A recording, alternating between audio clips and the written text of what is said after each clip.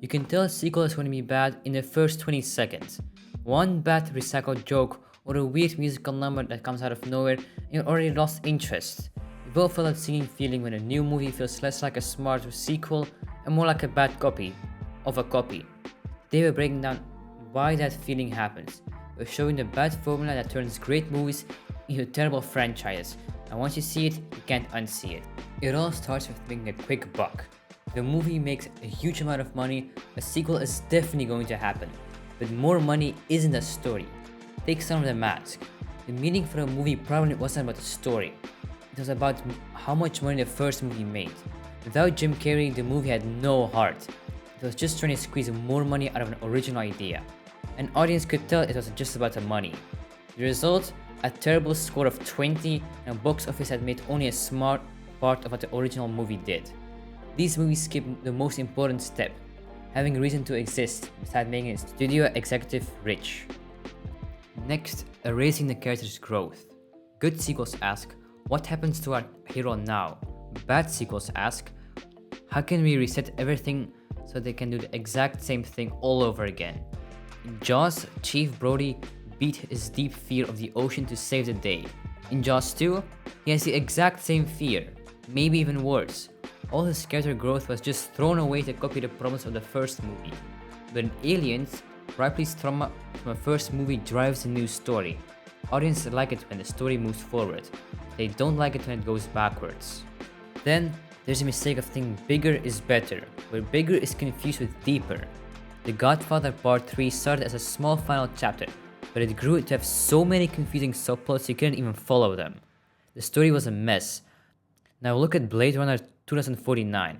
It's a long movie, but the plot is simple. One main mystery and one main character's journey. The result was a great 88% on Rotten Tomatoes and Oscar wins for how well it was made. The lesson is simple. If you can't explain your sequel in one sentence, you don't have a movie, you have a problem. Losing talented people is another way to kill a sequel.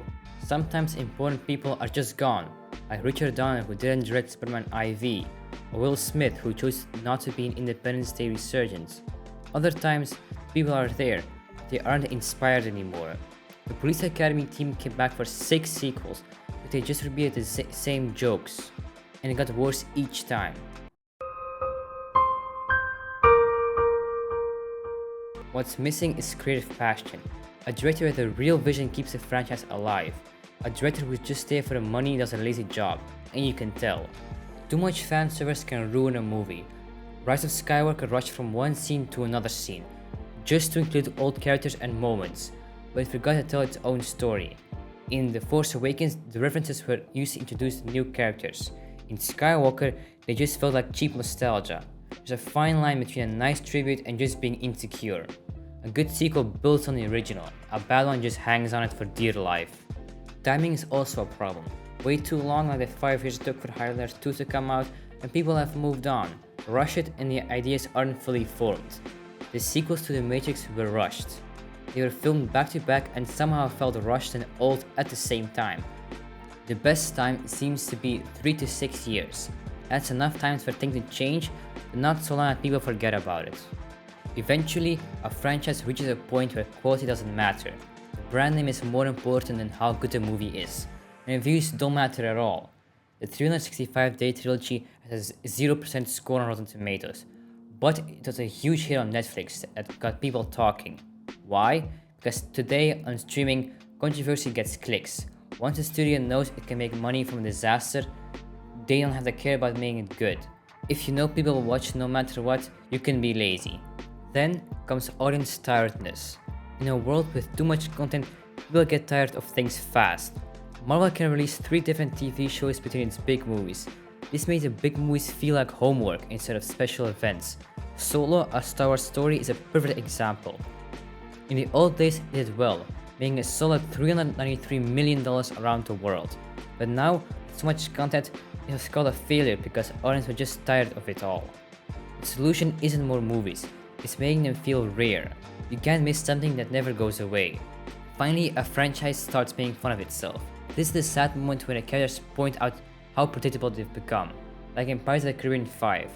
The script is basically saying, yeah, we know this is silly, but being so weird like this isn't smart, It's a lazy dead end. It shows the creators have given up on being serious. Why should the audience care if the movie doesn't?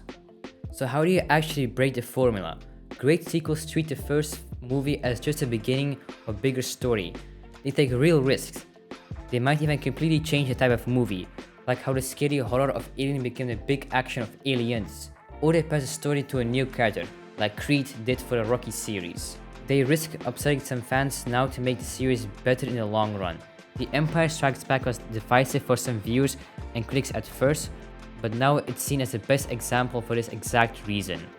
What sequel broke your heart the most? Let me know down in the comments. And if you want more film essays like this one, be sure to subscribe.